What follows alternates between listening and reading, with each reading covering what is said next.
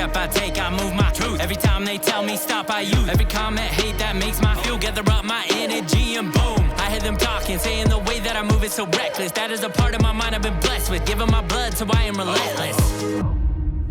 This is the Keep Hammering Collective. I'm with, this is going to be a good test right here, Chris. You had it. I know. Chris. I'm not telling you. I'm here with Chris. Yeah. What's up, Cam? Burandt. See? You Burandt. had it. And then. But I was messing around because Brian Barney can't say it right. Yeah. That's right. Brian, you got it right next time. Thanks, Brian. You screwed me up because we were like, as I said, what does he say? Then don't say what he says. I'll just say it right because I had it. Now I don't have it. You do. Yeah. Burandt. Yeah. That's Does it? Yeah. I don't know why they put a D in there, but it really screws people up. Do you say the D? No. Burandt. Yes. Did I say the D? No. Okay. Well, that was a big one. That's pretty much why we had you on. Yeah, just to clear that up. And then, well, there's two reasons. It was that, and then also snow machine, snowmobile, sled. Oh, you picked up on that today. What? So when I didn't know anything, I'd say snowmobile. But then I went up bear hunting with Roy, and there's pictures I think we're on.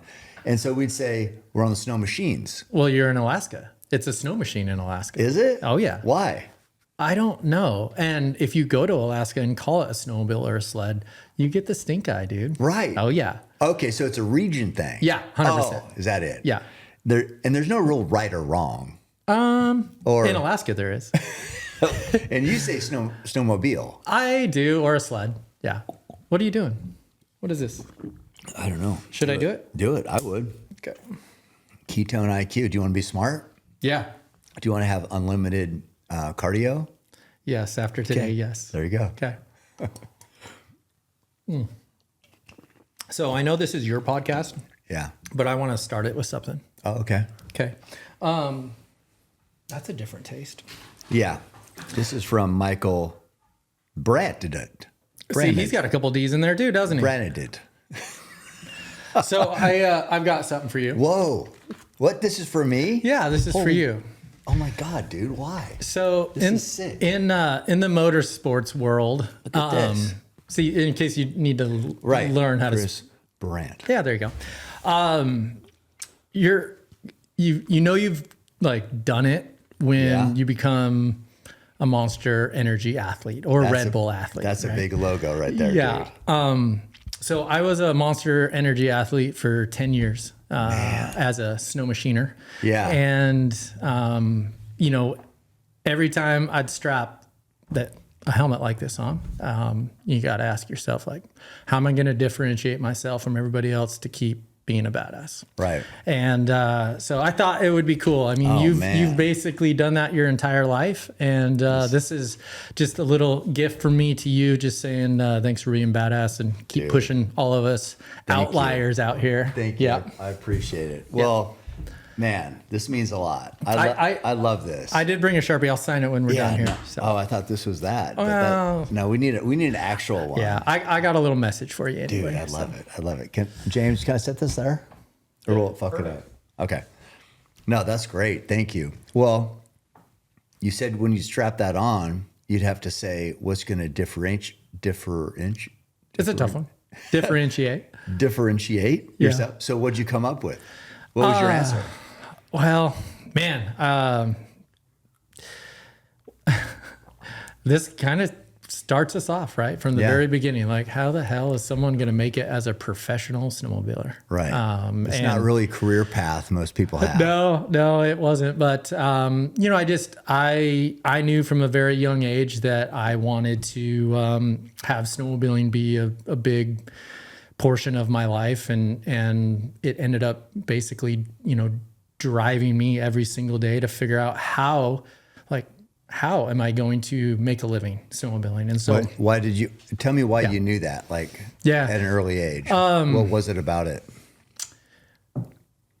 It was, so I grew up in Denver. I was a city kid. But my grandparents, had a cabin up in the mountains that, it was always that treat to go to to grandpa's cabin, Roy. Yeah. That was my grandpa's name. And to just, it was so different than the city. And so I fell in love with the mountains. That was step one. That was a pretty easy one. And then that's how they traveled, was just going from the truck to the cabin with the snowmobile. And so it was pretty utilitarian back then, you know, like that's what you were using the snowmobile for, and you would use it for ice fishing and all that stuff. But like just feeling that the engine, the smells of being in the forest, like it's not Denver. Yeah, you know? for sure. And so that just hit me like at a very young age. I mean, I started snowmobiling when I was, 6, wearing the moon boots and the one piece and duct tape the bottom so your pant leg didn't come up, and we didn't have much money growing up, and so it was, it was a treat to go to the cabin, and so, but I knew instantly after getting on a sled and being in the mountains, I got to figure out how to do this more. Yeah. But I would say like most kids, if they go to grandma and grandpa's, that's always a big deal. If they get to, like, we'd always go to a ranch and get to ride a horse and you get to do whatever. So most kids would think that's fun, but you thought it was fun, but also like, no, this is what I'm going to do. So why is that just your personality? Because every kid would say, oh, I want to do this forever, but that doesn't mean they want to make it a career. Sure. So, I'll take one step back. I started playing soccer from when I could run until I was 15, like competitive soccer, travel league soccer. And, when you're 10 years old and you love doing something, and I loved playing soccer at that time. Mm-hmm. I liked the competitiveness of it and the team aspect and all of those things. So what happened was I started not having as much fun with the soccer side of things because it was taking so much time and not allowing me to explore this other thing of like this motor. And I think so maybe that was some of it, was that just, really having the thought of being out in the wilderness with nothing but, your snowmobile, your idea of how to get from point A to point B. I think it was just intriguing. And again, I kind of have to come back to it. Coming from being a city kid, mm-hmm. where you just like, you get on your bike and you ride around, that's all there was to do. Yeah. Much like I hear, kind of like how you got into bow hunting and chasing things around, like you stumbled onto something. It was mm-hmm. like, whoa, this is really hard and kind of cool. And I guess that's kind of what got me started. And then there was that transition from, all right, this soccer deal sucks. I don't like doing it anymore. All I want to do is ride my snowmobile. Yeah. But snowmobiles are expensive. Yeah.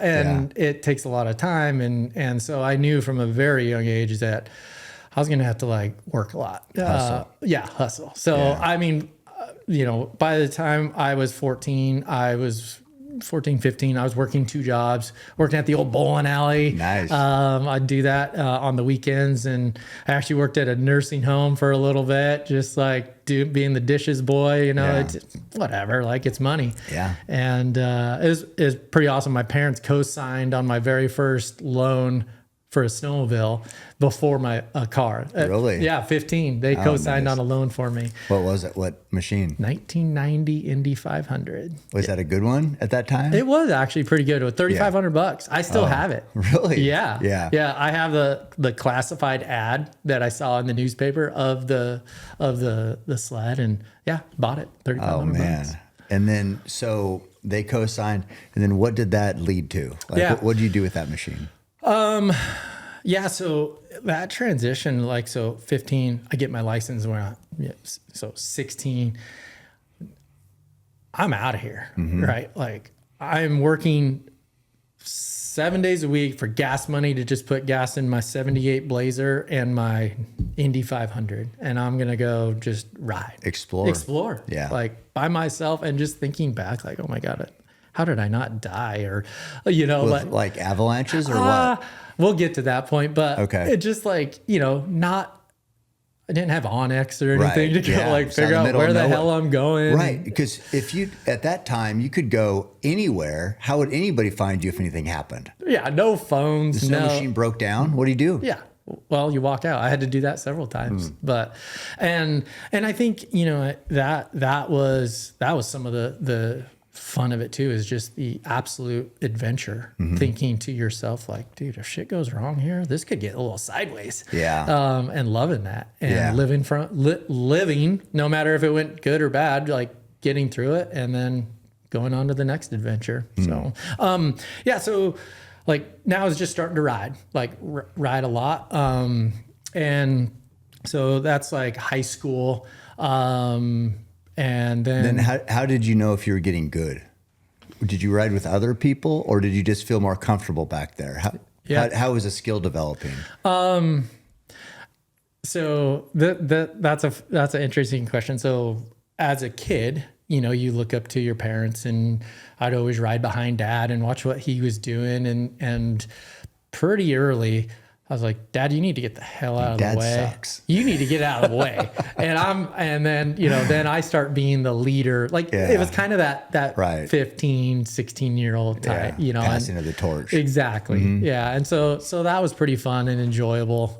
Booting Dad to the back. And, and, you know, and that's the thing is like when it's a big difference in life, if you're the leader or the follower. Yeah, for sure. And the follower, you're just following the sheep. You're not making decisions. No. Yeah. And so that was a really big turning point for me, is like the torch has been passed, and it's pressure. Now you're leading everybody. Yeah. So you better not screw it up. Yep. Yeah. So, but it's pressure, but it allows you to grow, you know, because there's no growth if you're in the back still. You're not learning the lessons. You might get a little better from just repetition of just being on the machine.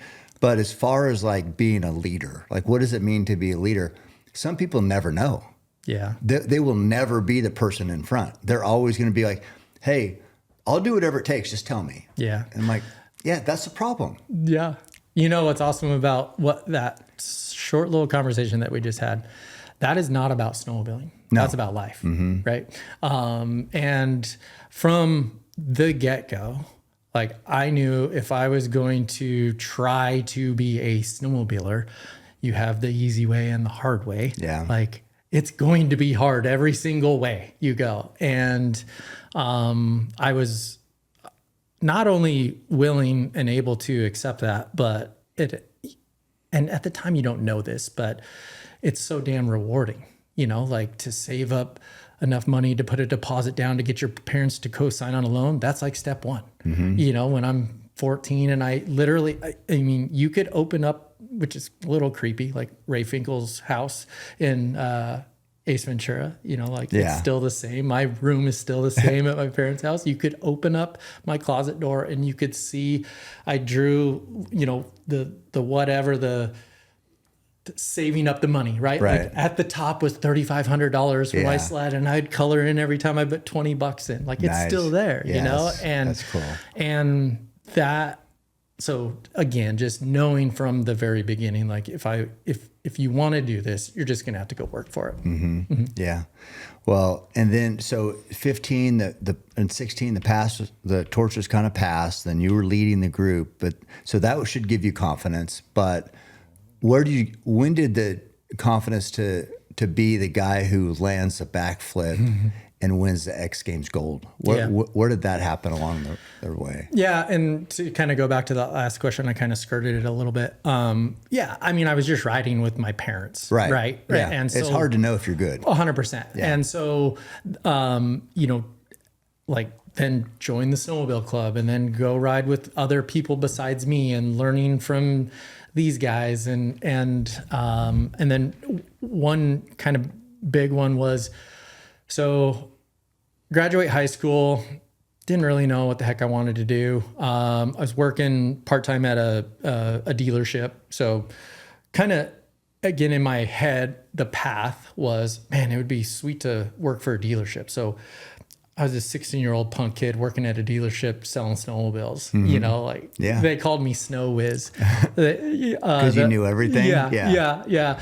Snow Whiz line 1. They would Snow Whiz, that's sick. Yeah. So that should be on here. I know. Yeah, we could do that.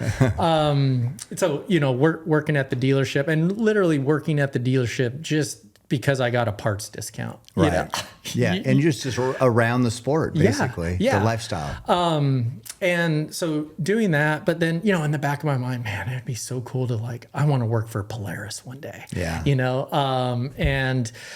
But so not sure, knowing what I'm wanting to do. I get an opportunity to go to college up in Moscow, Idaho, and go to U of I. And so I look at the map. I'm like, where the heck is this at? And I'm like, McCall, Idaho. I heard that's pretty good snowmobiling up there. Yeah. And so I end up going up there, and I definitely graduated snowmobile school. Didn't do so well on the regular school. No, didn't do very well there. Worked at a Domino's Pizza and part-time at the dealership, the Polaris dealership in Lewiston, Idaho. So I was going back and forth there, but that was a really fun time. But what it did is it got me to ride some really cool new terrain with some guys that were really good. And so you ask, where do you stack up? I didn't know. Right. And then I got to end up riding with just a good group of dudes that were better than me by a lot. And I loved it. I loved getting my ass kicked and I'm like, man, I got to get better if I want to hang with these guys. Yeah. So kind of that, it transitioned to that. So how were they as teachers? Were they hard on you, or just said, hey, if you want to hang, you got to keep up? And then you just got better because you had to be, or did they try to help you? It was what I like to call forced learning. Tough love, maybe. I love it. Tough love. We were talking about it on our run today. It was like how Roy taught you guys to ride. Yeah. Okay, here's what you're going to do. You're going to follow me and don't F it up. Yeah, exactly. Yeah. It was, for us, the hard was just switching back and forth so fast as you'd get that ski to cut into the side of the hill. And just, if you didn't know how fast or how important that was, yeah. Yeah. So that, and again, being just a young kid, right? I love that. Just throw me to the wolves, throw me to the fire. I'll figure it out. Don't worry about me. I'll hang. Yeah. And of course you go get your butt kicked and you learn a couple things, take your licks and just kind of keep getting better. So that's kind of that, how old are you then there? 18. That was 1998. Long time ago. Yeah. So but you're in college. Yeah, college. Yeah. So, I knew college wasn't my calling from the school side of things. It was really taking away from my main agenda of trying to figure out how to go snowmobiling. Yeah. I'm trying to have a good time here, guys. Yeah, this is really not working out for me. Cramping my style. Yeah. So end up getting offered a job to go splice fiber optics, actually. So you quit college, or did you graduate? No, I quit. Year one. Yeah. Attaboy. Yeah. Then you follow in right with this. We're all in the same group. we all are stupid. Yeah. That wasn't for me. I needed to go make money. Right. I need money because that money buys you time and buys you more snowmobile stuff. So start traveling. Actually, this was really cool. So start traveling all over the US, splice and fiber optics, basically putting in the backbone of what we all are living on today. And so 1 year, traveled to all 50 states in, Whoa. Yeah, it was gnarly, but it was super cool. It's very independent. And so learned a lot that way as far as, basically kind of running your own business. Yeah, I'm working for somebody, but shit, dude, I'm all by myself. I don't really know what I'm doing. I got to figure it out. I know if I figure it out and I work hard and then I'm going to make some pretty good money. Yeah. Right. They pay well. Yeah, they pay because well. You're on the road. Yeah. On the road, and you get paid per splice, which is, we can go down into some weeds there, but, which was awesome because it meant if I splice more or work more, I get paid more. So Yeah. I just worked. Like, if you like hook up an apartment, is that one splice or is that a splice for every door? yeah, so here's how it worked. So like that's what everybody's doing now. Like they're taking the cable from the main cable that Yeah. we were doing, and they're taking that over to the apartment. That's not what we did. So what we did is there's like cables that go all over the United States. Yeah, and the so backbone the kind of thing. backbone, Yeah. exactly. So what we were doing is we were splicing like a big cable was 432 fibers. Mm. Okay. So 432, I was getting paid $6 a splice. Dude, I can go make a G in like a day and a half. So that was 432 times 6? Yeah. Okay. Yeah. Now we're talking. That's real money. Yeah, $1,000. Yeah. Heck do yeah. it. So, and like no limit on like, whatever, kid, if you want to keep working, just keep working. Okay. I'm going to keep working. Mm-hmm. So, and then it also allowed for a little bit flexible of a schedule during the winter because couldn't dig in the ground, like all those types of things. Right. So No locates. yeah. Yeah. Yeah. You know. See? Yeah. You know. Yeah. So yeah, I did that and again, like these were all just little must do's. You can't go from here to I'm going to go win X Games, right? No. Like there's always these little process. stepping stones, Yeah. but it allowed me to buy a new sled. It allowed me to take winters off and go ride. And so, but at this point, so again, like trying to figure out, okay, is there a career path to becoming a professional snowmobiler? And if there is, what does that look like? So around this time, this was like 1999, 2000. So again, long time ago. But the only way that guys were able to make it as a snowmobiler was racing. That was pretty much it. Racing, snowcross, and all this stuff. So I was like, well, I guess I have to go race snowcross. And come to find out, like, you gotta like train and you have to practice all. And I live in Colorado, and snowcross and racing, it's all a Midwest thing. And so I was traveling back there. I lived back there for a winter, and I didn't necessarily do great at the racing, but I really loved the jumping, and I loved jumping from like day one. Yeah. Like that was something that caught my attention. Yeah. I like to jump. And so it's pretty cool. And, we think about all of these things from a timing perspective and how life works. But this just so happened to be the same time that X Games starts becoming on the scene with freestyle motocross. And so in the snowmobile world, we're starting to ride the coattails of the Brian Deegans and the Travis Pastranas and stuff like that. And so thankfully, it quickly kind of went from, well, you don't have to be a snowcross racer to kind of make it. Maybe there's another avenue, but it was a lot harder than I thought it was going to be. Yeah. There was no money in it initially. Super risky. Yeah. You broke your shit a lot. Yeah. Like machine or body? Both. Which one? Yeah. Both. Okay. We're jumping couches, literally. Yeah, I know. It was terrible. Yeah. And so I got to rewind just a little bit. So after splicing, I'm like, man, yes, I'm making some good money, but I got to get back in the industry.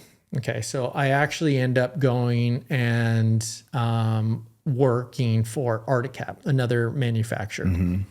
And so some pretty awesome doors, open there. Along this whole time frame, I'm doing my thing in the mountains. And one of the biggest things, so we have this whole thing called social media now, and it's really easy. I've heard of it. Yeah. To get content out there. For sure. But I always say before, like with hunting, I had to rely on a magazine or a TV show, and then social media made it where no, I can put this stuff out myself. I don't need anybody. So that's where this is going. So back in that 99 to 2000, 98, 2000 timeframe, so there was a group of crazy riders called Slednecks. Oh, nice. Yeah, Slednecks, right? And so I'm like, I want to be a Sledneck. What'd you do to the tree? Speared it from the trunk. Sick. November 14th, Sledneck 7. It's gonna be a long year. And it was VHS tape. And it was like redneck, but Sledneck? 100%. Is that what it's for? Yeah. Good. Just a bunch of dumb shits doing dumb stuff. Perfect. I'm in. Makes good TV. Yeah. So my big break was I went to this snowcross race and they were doing a freestyle exhibition. And so it was just, if you're there, you want to try to jump, we'll judge you. Yeah. Okay. Yeah. So they had, this is before they had like wooden ramps. I mean, it was a snow hit and a landing, like just super ghetto. Yeah. Ghetto, like a little 50-foot gap. And, Okay. and they're like, can you jump? I'm like, yeah, sure. They're all right. It's 3 tricks and, best of 3 and it'll be voted on. I'm like, okay, cool. I'm in. And I'm like, Did you have 3? oh, I had 2. And so do my 2 tricks, you know, Yeah. big old Superman, a little can, like put my feet out to the side. So you did a Superman, so the sled's like this. Oh, yeah. Your feet are off the back. Yep. Then you did one off the side. So Yeah. now what do we got? So the third, I'm just like, well, I got nothing. And I'm like, here's what I'm going to do. This is like where you strap on. I didn't have the monster helmet at this time. Not yet. Not yet. I'm like, I'm gonna go show these guys what I'm all about. And Okay.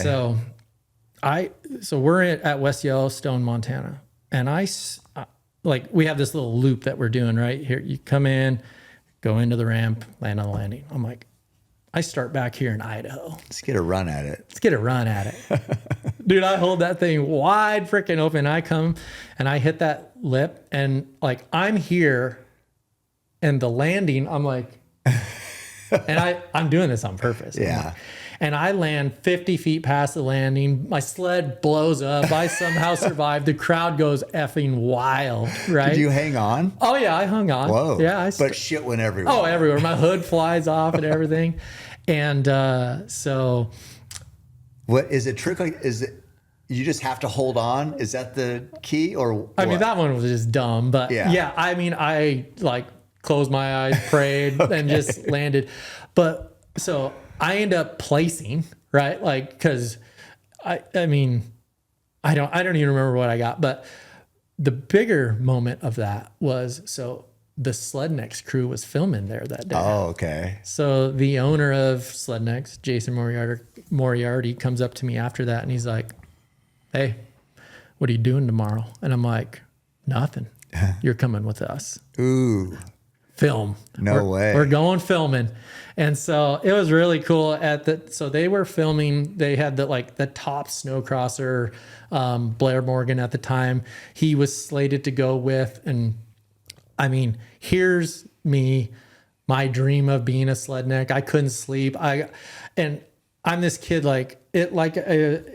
I had about 14 of these, and I was running around jumping. I was like, hey, I think I can hit this. I'm going to try to grab my rear bumper and come back. And I mean, I was just a disaster. Right.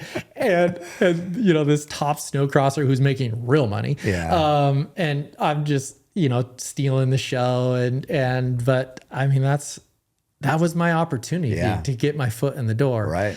And so that trip happened. I go home. They call me. How'd that day go, by the way? I got a couple clips. Yeah. And did you hit some tricks? Yeah. Yeah. What'd they say? Well, so I mean, it was like, you know, they were stoked, right? Okay. They loved the energy and the ambition of me like trying stuff that wasn't even in the realm of possibility. Yeah. But you know, it was my day to prove myself. Mm-hmm. And you've been working your whole life for that moment, dude. 100%. I mean, how many years went into that? Yeah. And it worked. Yeah. That's and divine intervention right there. Hey kid, you want to go with us? Yeah. And then of course you're amped. And you know, and again, it all, if I had to think back to one moment in my life that has gotten me to here, there's many of those, but it was that decision to look at that stupid little jump and say, you know what? Let's just fucking send it. Yeah. Yeah. And it ends up getting my nickname of Big Air Burandt. Oh, that's a good one. What was the other nickname we had? What did I say? Huh? Did I say one that I was going to have you write on here? Oh, Snow Whiz. Snow Whiz, yeah, but I think I leveled up. But Big Air Burandt is sick, dude. Yeah. So, it was, and so after that, basically film session, they call me 3 weeks later, like, hey, we're renting a snowcat. You're going to meet us here in Colorado and we're going to build you some big ass jumps. And What'd you think about that? I'm like, I'm doing it. I mean, like, to be honest, it's like, this is what I've been working for. And without a clear path, like I mean, how do I get my foot in the door? How do I do this? What is it going to take to be able to ride my snowmobile? And, it was these little foot in the door. Now the door opens a little bit more. And so this next film shoot, and again, dude, this is in 2000. Okay. Nothing compared to I had my 2 tricks, my Superman and Can-Can. And you look at what this world is now, it's unreal of what, both moto and snowmobile stuff can do. But so, we show up there and I'm looking at the lips of these jumps and I'm like, where's the landing? They're like, it's over there. Huh? Yeah. That little way in the distance, that little thing. I use Ketone IQ when I need to stay sharp for the long haul. Long runs, lifting, before I shoot my bow, even when I'm podcasting, anytime I want steady focus without crashing. What I like about it is how it feels. It helps me stay locked in during long efforts and mentally demanding sessions. Not jittery, not wired, just clear and steady. Ketones are your brain's preferred fuel source. So instead of that spiked caffeine feeling, the focus feels calm and controlled. It lets me push without leaning on caffeine or sugar. I'm not chasing another cup of coffee or something sweet just to get through a workout or a long day. I can train, work, and think without that roller coaster of energy. Physically, I feel ready to go. Mentally, I'm locked in. That combination matters when you're putting in long hours and real work. Visit ketone.com/cam for 30% off your subscription order, plus receive a free gift with your second shipment. Or find Ketone IQ at Target stores nationwide in the hydration and protein aisle and get your first shot free. Out in the mountains, there's no room for weak gear. When I'm packing out meat in the heat or loading up for a long-range training trip, I need a cooler that holds the line every time. That's why I use Grizzly coolers. These things are bear-proof, rugged as hell, and keep ice locked in for days, literally. I've had coolers on the trail, baking in the sun, still holding ice after hauling out elk quarters. That's performance you can count on. Whether you're running deep in the backcountry or just stacking meat for the weekend, Grizzly is built for that grind. Don't roll with weak gear. Go Grizzly. In the motocross world, there was this kind of group of riders, the crusty demons of dirt, and they were all about these huge sends, 150 feet, which it's nothing today, but back in the day that was pretty big. And so they've got these things taped, these gaps at like $120, and I'm looking at it, I'm like, okay, well, I guess. And so, I filmed for 2 days and there were some goods and bads about it. Wadded one pretty good. Like it totally ripped the rear suspension out of my snowmobile because I came up a little short, but survived. And there was some that I went really, really big on. And I mean, I have jumped like 50 feet before and now I'm jumping 150 feet. And how'd you know how fast to go? That is the tricky one. Yeah. You're not looking down at the speedometer. Right. It's just feel? It's just feel, man. Okay. Yeah. So, and it's funny. I watched that on the VHS. It was Slednecks 3. I look like I'm about 16, which I'm 19 or 20, and God, the interview is embarrassing to watch. They're all right. So, you gotta quit being so prim and proper and polite. Like, really tell them that you're badass, you know? And it was just, This is a coaching to you. yeah. Behind the camera. So let's hear your badass talk. Well, it was basically, the guy on the moto side, his name was Seth. Yeah, I'm going after Seth's record. I mean, no one's really hit a jump over 150 on a snowmobile, and I did. You know, something just total crap, you know? And I'm like, oh man, I look like a douche right now. Yeah. But and you know, that started kind of this pretty incredible relationship with Slednecks, and you know, it took me to places all over the world. I mean, the next year I ended up jumping a house. Just jumped a house. And you know, doing events. So okay, now I'm jumping. Mm-hmm. Now freestyle's starting to come. Are you making money now? Or just more opportunity? Opportunities. And then could you get sponsored maybe? Or were they a sponsor? No? Okay. Not there yet. Not there yet. Okay. Not there yet. You know, but it's getting close. Like the manufacturers are like, you're getting eyeballs. Yeah, they're getting eyeballs. And that's what the beauty of it was. What was so cool is, you know, there was only the magazines and a few videos to get people to have any exposure. And so I got my foot in the door of like, okay, pictures in a magazine now I'm on some videos.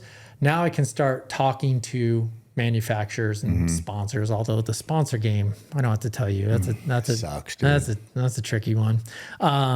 We'll get to there eventually probably, but it really just, it gave me a platform to go show people. And so freestyle starts coming around, and for the longest time, so X Games and motocross was like really starting to blow up. What early 2000s? Yeah, Travis Pastrana, right? Yeah. Like, and Deegan and just that crew. And they were what were the Iron Demon? Or no, what were they? Oh, Metal Militia. Metal Deegan. Militia, that's right. Yeah, that's right. Okay. Killer podcast with him, by the way. Like that was. Yeah, I really like Brian. That was super fun. Yeah. I really like him. He's good at business. Well, and that was one of my points in my head. I wanted to kind of get out here is like, yes, I'm a snowmobiler, but I have become a much better business person. Yeah. Because that's, and you know, listening to Brian's podcast, I was like, man, there's a lot of similarities here. Yeah. You know, it's like, there's not a ton of longevity doing backflips. No. I mean, you build your name, build your brand, but then after that, you can't be doing that shit when you're 40 and 50. So then whatever you built has to sustain, and like, now what's going on? Yeah. And it's like, you did that too, just like he did. Yep. So the next big step is, okay, so I told you splice fiber, basically did that so I could go make some money, just to spend it all, right? Spend it all on truck and trailer and sleds and parts and blah, blah, blah. But I wanted to get back in the industry, start to work for another manufacturer, Articat. And at this time, I'm trying to play this balance of, so freestyle is kind of there, but I can't make money doing it. There's this new way of riding in the mountains that is really starting to take shape. And because prior to this, and you can relate to this a little bit with your stories with Roy, like it was just high marking. Like in the mountains, you go up, make the big rainbow loop and come down, and it's terrifying because of avalanches and cornices and all this stuff. Well, so mountain riding started to kind of come onto the scene because the machines were progressing enough to where you could actually go into like the trees, and you could do what we do called side hilling, where you can traverse some stuff instead of just being on two skis. You could be on one ski and you can get some pretty cool stuff done. And the industry really needed that. It was getting stale, you know, like building high horsepower sleds, hill climbing, people dying in avalanches. It was like, it needed a change. And so Articat was at kind of the forefront at that time with a new sled and new chassis.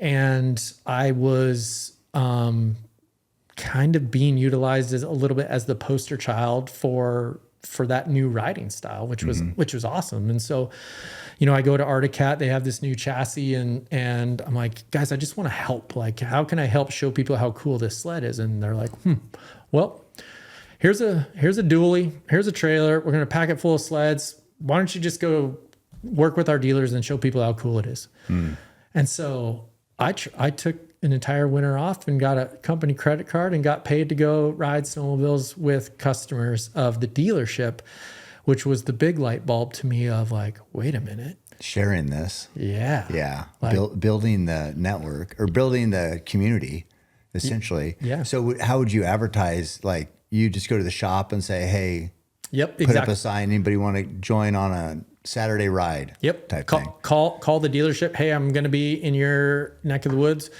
Get on the horn, call your 10 best customers. Let's go for a ride. I'll help you sell some snowmobiles. Okay. Yeah. So that was kind of the gist of it. And so got to do that for a year. That opened, like they saw the success of that. That gave me an opportunity to actually become the district sales manager for Utah and Idaho. So ended up like, so now I'm like, they sell machines there. So I mean, that's good. Yeah. So now I'm like checking off all these boxes, right? Like as that 14-year-old kid working at the dealership, stealing all the brochures. And, you know, I'm like, man, it'd be cool to work for a manufacturer, Polaris, Arctic, whatever. And so I'm working for Arctic now. Like I'm doing it, you know? So, but you should be happy and satisfied. Everything's good. Yeah. I'm making money. I'm networking. But you weren't satisfied, were you? Dude, I'm wearing like slacks and having to go to sales meetings, and that doesn't sound cool. It's terrible. I've never seen a guy dressed like that I said, that guy's a stud. He's having fun. He's living the life. Yeah. Never thought that once. So even with the penny in his shoes, still never thought that. So this entire time, so I'm a district sales manager for a couple of years. This entire time, I'm trying to make the freestyle thing work.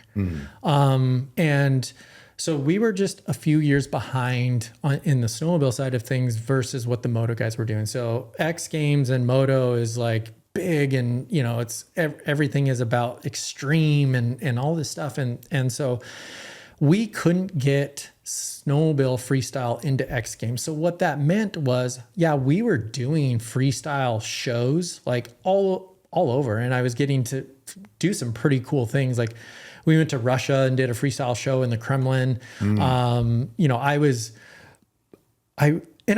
could make some money, but it wasn't enough to like quit my sales job and do all these things.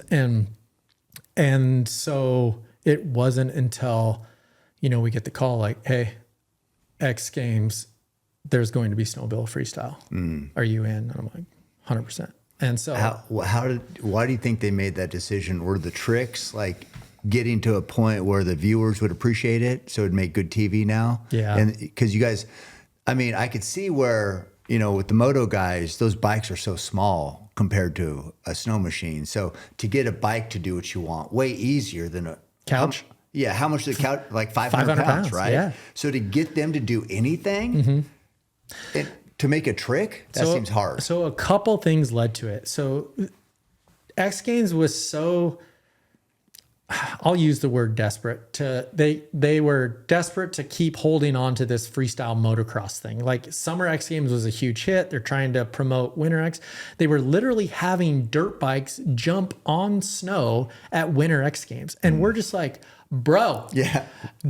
This is what this is made for right here. We're over here. Yeah. We're doing this stuff. Yeah. And you know, Brian, when he was on here, he got really hurt at the last X Games that they did freestyle motocross in the winter. In the snow. Yeah. Yeah. He hit that ice. Yeah, He was on dude. that landing ramp. I mean, it destroyed him, you know. I think didn't something handlebar. I remember that. Yeah. So that was kind of the like, okay, we need to switch this up a little bit. This is not safe. Right. And so we got the call. And so this is what was challenging for me at that time. So, you know, I had been doing freestyle contests like you know, I got my first big break at Slednecks doing the first one, right? So that's 99. And kind of fast forward, I'd been doing some, so 06. So 7 years of this, like doing freestyle demos and contests. Red Bull was kind of starting to see how there was some momentum here, and I'd won a couple Red Bull contests as well. One up in Alaska, one in Milwaukee, like some cool ones, some pretty big events.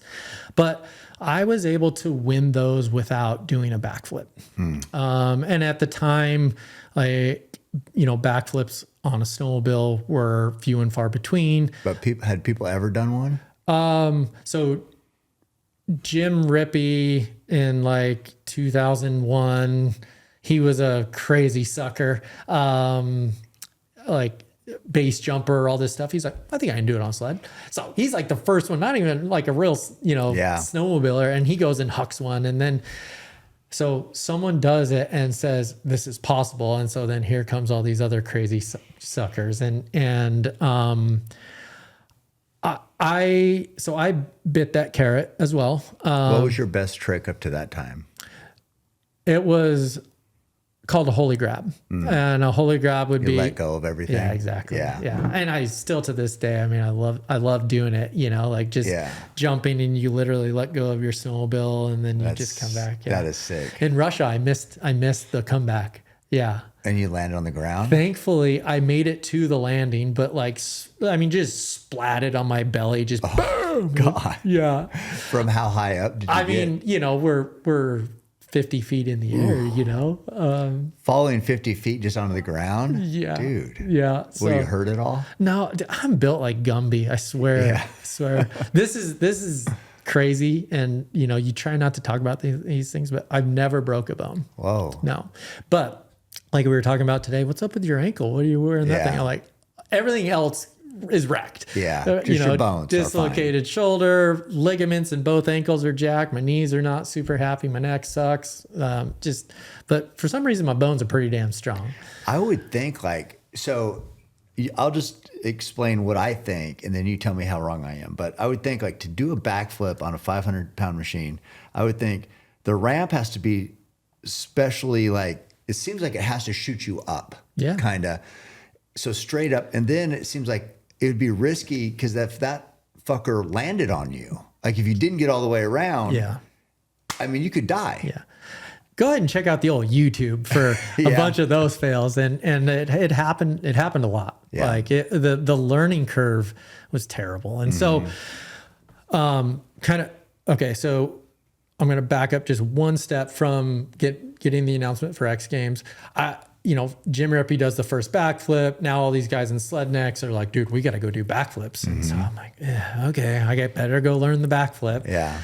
And so same deal. We go out into the backcountry. I was actually in Utah. Go out in the backcountry, shovel this freaking moon booter, and like, okay, who wants to hit it? I'm like, God, yeah, this looks terrible.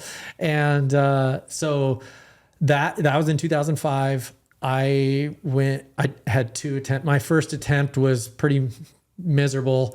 I ended up bailing, like getting upside down, but having no idea like what it should feel like, or because here's the thing with jumping is, you know, I've been jumping since I was 10 years old. And you are taught in your head when you jump and the nose is high, you hit the brake and it goes back to level. Yay. And you land. Yeah. In a backflip, it's the exact opposite. And it was so mentally backwards of everything. You have to hit throttle? Yeah. Okay. Because the throttle creates the momentum kind of. Exactly. Yeah. Yep. And so they build this moon booter. The first one, I kind of get upside down and bail and my sled tumbles and nothing happens to it. The next one, I actually almost come around. I land in the nose. I go over the bars. It totally rips my complete front suspension off and like kind of tomahawks right next to me. And I'm just like, risky. It gets, you know, the thought in my head of, I'm not ready yet. It wasn't the right jump. It wasn't like, it wasn't ready. I wasn't ready yet. But when we get the call and the announcement of it's your turn, like X Games. I was like instantly, I mean, before I was even done with the conversation, I'm like, Gotta do backflip guy, I better go get this figured out. Yeah. And so, You didn't have to, because I mean, you could have went to X Games and not had the backflip. Well, I wouldn't have won. Right. Yeah. So it's like, some people probably made that decision. Yeah. Like, I'll just do other tricks and hope everybody else crashes or something. Yeah. Yeah. And that's 100% like what was going on. And so, again, those 7 years of contests, I was never the best like freestyle guy, but I could win because I could have a perfect run, right? Like a flawless run with no backflip. And a flawless run with no backflip could beat a dude who would have one backflip, but then maybe straight arrow jump, for example, right? So like I could stay relevant and stay in the mix without having to do a backflip, but I knew that wasn't going to cut it here. Yeah. And so, and this whole time I'm a DSM, I'm working my ass off. Like it's hard work, traveling a lot. And it's 2 weeks before X Games. I haven't really got to do much training. And I'm like, are you going to do this or are you not? Yeah. And so, ended up going to a buddy's place. He spent a bunch of time and money and effort and built what we called the compound of some replica jumps that we were thinking would be at X Games. Yeah. And ended up, we don't have 5 hours to talk about the entire journey, but it was the most mental thing to that point of my life that I'm a very self-motivated person. It doesn't take, I don't need to see someone go do a backflip and say, well, can you do that? I'm like, I'm going to go do it. Right. But like, it was so like getting defeated in 05, trying to do the backflip, kind of like from a mental standpoint, set me back a little bit. Like, man, dude, can I do it? Like, I wasn't comfortable, little nervous of getting hurt. But we get to this moment in life. The path is right there. It's like, dude, here's what you've been working for. Like, you can go this way if you want. You can go, we'll call it the easy way. It's still nothing easy about going to X Games and just competing. Yeah.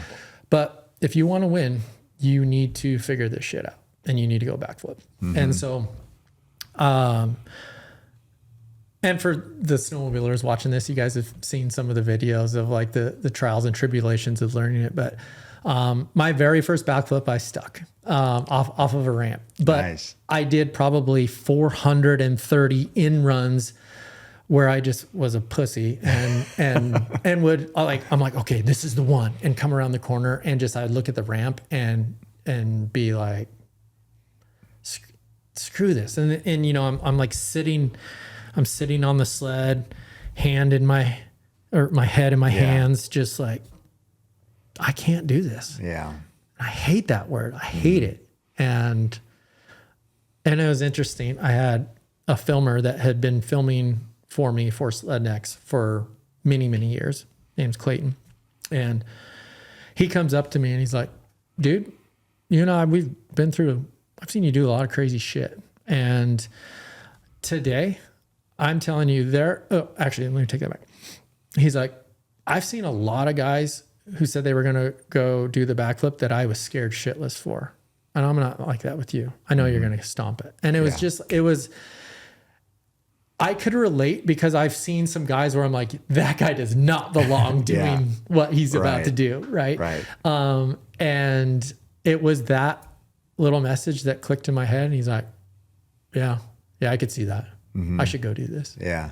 And then stuck it. Wow. Yeah. How'd that feel? See the hairs. Yeah. It was, I wish everybody could feel a moment like that in life, because what it does, and it wasn't even about that I just did a backflip. I was able to conquer something mentally that I literally told myself I couldn't do. And when we always try to have little wins every day, right? Or in life in general. This was a big win. And what that did is that just made, I mean, it just leveled up, right? Like it's time to go to the next one and to come in. So, because was that one luck? Exactly. I know. So when I landed, the first thing I said is like, holy shit, now I got to do more. Do it again, yeah. And the next one, I actually came up short, wrecked my ski, but I was like, I got this. I know what I did wrong. You knew there. what it felt like. Yeah, exactly. And then after that, it was like, I just started doing them for fun. Yeah. And then you could feel like if it was going to over rotate or under rotate, you knew what to do, slow it down. And it was the coolest feeling ever. I can still feel what it feels like. Yeah. And so this is 2 weeks prior to X Games. So I roll up to the event and no one again, it's not like I posted this on Instagram at that time, right? None of that existed. So no one really knew that I had the backflip in my bag of tricks. They always knew me as the dude who could kind of do okay, but couldn't backflip, you know? And so I show up to X Games. First practice, you know, the coordinator is like, who wants to go first? I do. I want to go.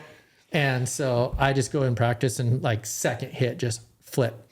And they're like, uh-oh, Burandt has a backflip, you know? And so a bunch of cool things about that particular event and the winning and everything. But, you know, the course wasn't just like a couple little ramps in a circle that they do now. This was a real course, like legit. And it had this big 100-foot downhill death gap. Like, dude, it was gnarly, like real gnarly, like where some of the guys didn't hit it. What made it so gnarly? So what made it gnarly was, okay, two things about this jump. So we show up to X Games and they already have the course done and we're looking at the jump and you're just like, is that for us? Who set it up for them? Do you know who? So X Games had, you know, basically all the same guys that design and do the snowboard stuff. Okay. You know, they basically had, here's how much room we have. We want to have it be gnarly. And like, this is the first event. So we want to capture everybody's Seems attention. like they would have talked to a snow machine guy. So I think here's what happened. I think they just said, this is X Games. Let's make it real. Crazy. It's crazy. Yeah. And so basically what it is the course went up the slope of the hill. And so when you turned at the top of the hill, you had to get back down. And so they built this giant. And so you were flying probably. Yeah. Well, what was interesting, and that's what was really, really tricky about the jump, is you're coming downhill.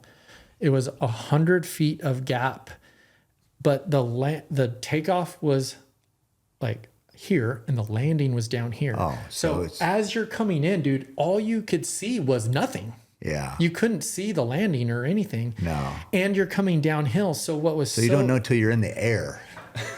And here's what happened is, so the riders look at it and they're like, no way, we're not hitting that. Let me ask you a question. So if you came down and because you didn't know where the landing ramp was, could you be off, like be at an angle and like miss it? Luckily it was big enough.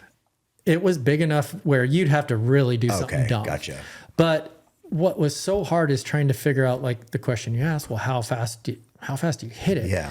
And so, and the problem that there's two problems with the jump initially. And so it was really steep, the takeoff, and the landing was way the hell down here. And so what happens is you're up here and you're landing way the hell down here. It's going to hurt. Yeah. Like it's a lot. It's a long ways down. And so that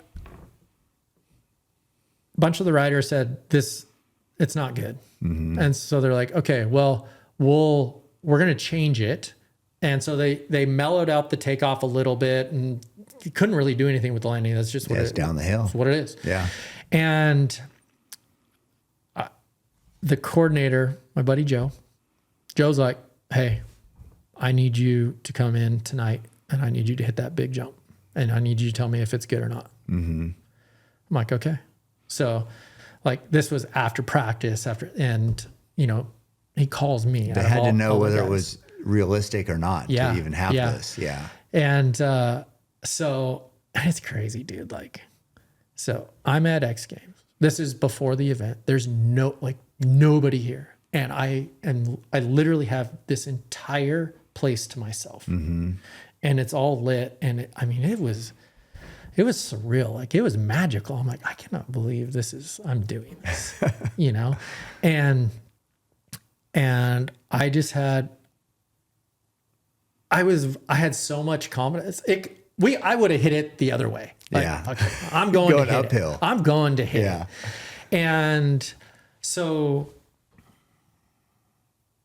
I'm like, okay, I'm going to hit it, but I still don't like how steep the takeoff is.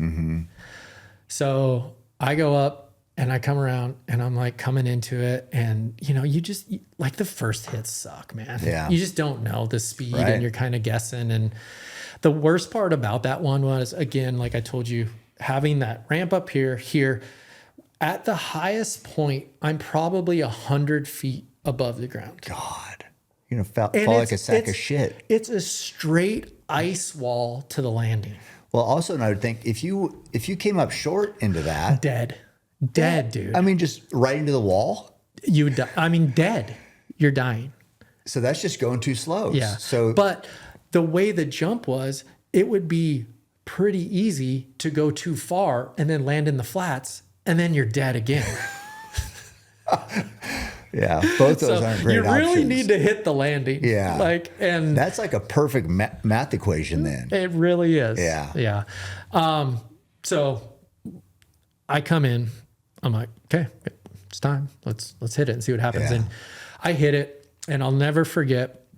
So my buddy, who was kind of helping with the course and, keeping everything good, he's like, I couldn't watch, and I've never been able to do that. I've never had that feeling. Yeah. He's like, I was literally scared for you.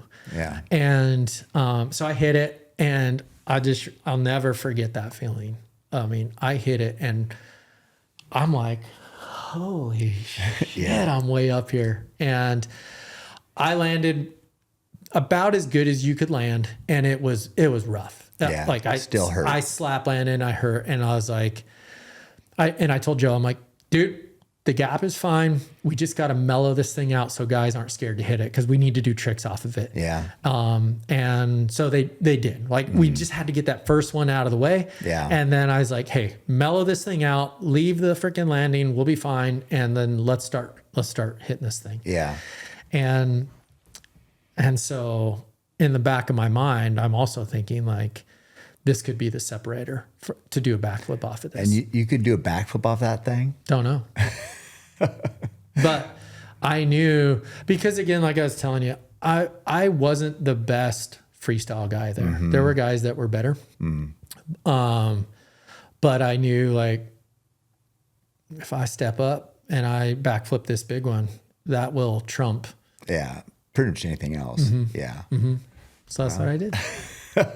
And that was 2007. Yeah. So what happened when you hit that? So end up, so this is, it's awesome, man. Tell me about the competition. Yeah. Competition is sweet. So, qualifying run, like I had, and it's hanging in my closet, still have it.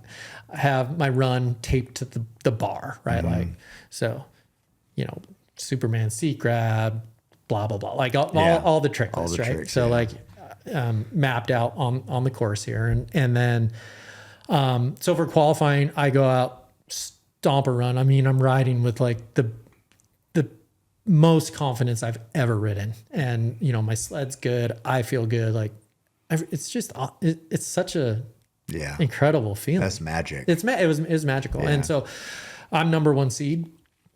And I had a nemesis on in the old freestyle world. A guy that I love to death. His name's Heath Frisbee, and he beat me quite a bit. And he was better than me, and he had a Red Bull athlete. This is when I get my monster deal. Oh, okay. Right. So like, I get the monster deal literally weeks before X Games, because monster's kind of scrambling a little bit. We need to have athletes in there, and so So I'm this monster guy now. And Heath was a Red Bull athlete for quite a while, and he was the shit, man. He was really good. And so Heath was 4th seed, and so it was 1st versus 4th. So now I am going against Heath in the medal round. So 1st versus 4th, 2nd versus 3rd, winner goes to the gold medal round. Yeah. Right. So I'm like, okay, all good. That's a tough break because it'd be nice to have him in the. I didn't want him. Let's just say that. Like, sure. and when I did, it was prior to that. If I knew I was going head to head against Heath, I'd be like, man, I just hope he screws up. Yeah. Because then I might be able to get him. And on this one, I was like, I kind of had that same mentality, but at the same point I had in the back of my head, I'm like, if Heath puts down a clean run, I'm going to have to flip that big one. But I was really hoping he messed up. Yeah. But were you going first? So, or does first go last? I get the choice. Oh, good. So I'm like, all right, Heath, you're up, bud. Good luck. and this is what I love about how the whole event went down is, so Heath went and stomped a run, like the way I know he could ride, but a lot of the times he would have that one little bobble that would give me a chance. Yeah. And he went and stomped it. But no backflip. No, not on the big dog. And so we have a window of opportunity. And what was cool is, so like, you've got the announcers, right before the finals round, they're going around to the athletes and like, what do you guys think? Is anyone going to hit the big dog? Yeah. And they were in my trailer and they asked me that question. He's like, do you think you'd hit it? I'm like, I think I could do it if I have to. Yeah. And that got turned around a little bit on the broadcast. Like, right. Rumor has it they got to make a better story. Exactly. Yeah. Rumor has it that someone's going to attempt a 100-foot backflip tonight. And I'm like, is that me? Who are they talking about? So Heath stomps his run and I'm like, okay, plan B. So here's what we're going to do. We're going to do our entire run. And the way it laid out, you did the course twice. Yeah. So come up, do the course. The first jump off the big dog, I was doing that big holy man. So like, dude, it was big, come off of it, just throw the sled and I'm just floating 100 feet in the air and then grab the sled. And then, so basically what I was saying is, so I'm going to do my first lap. I'm going to go up the uphill. And if I have a clean run and I have an opportunity, I'm going to make that turn and I'm going to flip it. And cause that'll be my last hit. And so, complete lap 1, all good. So wait, so if you didn't have a clean run, then chances. Then I'm out. Yeah, then it wouldn't matter. There's no chance to risk the backflip. Exactly. Yeah. Right. Even if I would have flipped, if I had a bad. Yeah, before. Exactly. It wouldn't have been enough to. It wouldn't have been enough. Yeah. So just all risks, no reward. Yeah. Really. So there was a little bit of pressure, like on just the normal jumps. Yeah, because you have to nail all those exactly to make that worth something. Yes. Yeah. So it was, the nerves were heightened. I'm like, just go do a clean run. Like, go do a clean run. You know how to do that. Do all the tricks and then at the end, let's figure it out. So that happens, and so this was the cool part. So I land on the last uphill, make the turn to come down to the big dog. And I make that turn and I literally, in my helmet, out loud, I say, all right, let's flip it. And I come in and it's cool because, with a backflip, you come in a little slower and then you gas it off the ramp. And so watching like the telecast and listening to friends' recollection of it, of like, we could tell something was different because I'm slower. I'm up on the bars. I'm going slower, and I come in and I just and Chris Burandt down here celebrating. Just learned how to do a backflip 2.5 weeks ago. I did too. Yeah. I felt something on my neck. Isn't that cool? I was just thinking about like what that must have felt like to land that fucker. It reminds me, like Deegan has that. I think he did the 360. And he landed kind of on the edge of the ramp, but fought it up. Yep. Right. Yep. It reminds me of that. Yeah. Like that same moment. Yeah. And it's, we talk about looking at these beautiful bulls and how you could recall every, moment and smell and wind and all of that. And, that was one of those moments in my life for me is shit just slowed down, man. Yeah. Like I came in, I felt the pull off the ramp. I'm like, okay, I'm not going to die. Yeah. We'll get around. Yeah. We'll get around. Yeah. And, I was a hair short on the landing. Like I kind of caught the knuckle just a little bit, but it was good. But held on. Yeah. Held on. Part stayed on the bike. It did. Yeah. Yeah. And that was it, man. And What and then what'd you do? I'm sure I've seen it, but like, what was your reaction? Were you just fucking amped?